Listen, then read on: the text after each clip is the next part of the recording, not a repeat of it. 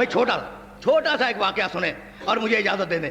تجرید بخاری میں یہ واقعہ موجود ہے اور اردو میں ترجمہ کتاب کا اویلیبل ہے. ولایت مطلقہ جا رہی ہے آگے. جہاں ولایت جائے وہاں فضائل جائیں گے.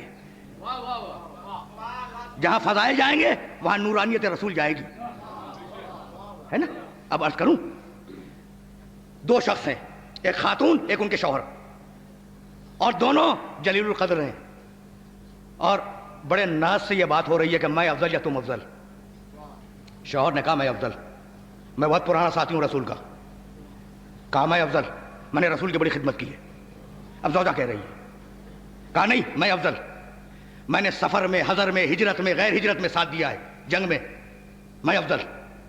کہا میں نے رسول کے گھر آنے کی خدمت کی ہے, میں افضل. اب بحث ہو رہی ہے نا. اب انہوں نے اپنے فضائل گنائے, انہوں نے اپنے فضائل گنائے, اور فضائل ہیں کہ ختم ہونے میں نہیں آ رہے ہیں. اب بڑے لوگ ہیں نا, شخصیتیں بڑی ہیں, شوہر بھی بڑی شخصیت اور بیوی بھی بڑی شخصیت. کہا کہ جب بہت بحث طویل ہو گئی تو کہا کہ چلو رسول اللہ سے فیصلہ کروا لیں کہ یا رسول اللہ ہم دونوں میں سے کون افضل. بھائی عجیب و غریب مسئلہ ہے, تاریخ میں جا کے دیکھیے گا. میں نے رسول کے ساتھ جنگوں میں شرکت کی. میں نے بہت پہلے جب لوگ کافر تھے تو رسول پہ اسلام کو قبول کیا اور رسول کی رسالت کو مانا. میں نے ہجرت میں, غیر ہجرت میں, سفر میں, حضر میں ساتھ دیا. اور ادھر زوجہ فرما رہی ہیں میں نے رسول کی خدمت کی, رسول کے گھرانے کی خدمت کی, میں نے دن رات ایک کر دیا رسول کی خدمت میں, میں افضل. تو کہا کہ بھائی اب یہ فیصلہ تو ممکن نہیں ہے, اب چلو رسول سے فیصلہ کروا لیں. آئے دونوں اور کہا کہ یا رسول اللہ ہم دونوں میاں بیوی میں یہ بحث ہے کہ ہمیں افضل کون ہے. کہا تمہاری بیوی افضل ہے. بھائی بس میری تقریر تمام ہو گئی, تمہاری بیوی تم سے افضل ہے. کہا یا رسول اللہ دلیل.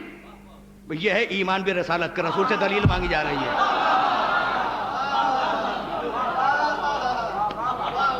یہ ہے نا ایمان بھی رسالت کہ رسول سے دلیل مانگی, لیکن واقعاً ایمان بھی رسالت تھا.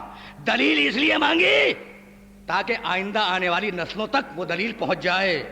کہا کہ بھائی تمہاری بیوی تم سے اس لیے افضل ہے کہ اس نے حسن کی ولادت میں دائی کا فریضہ انجام دیا تھا.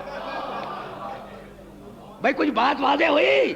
اب مجھے ایک جملہ کہنے کی اجازت دیں کہ تمہاری بیوی تم سے اس لیے افضل ہے کہ اس نے حسن کی ولادت میں دائی کا فریضہ انجام دیا تھا.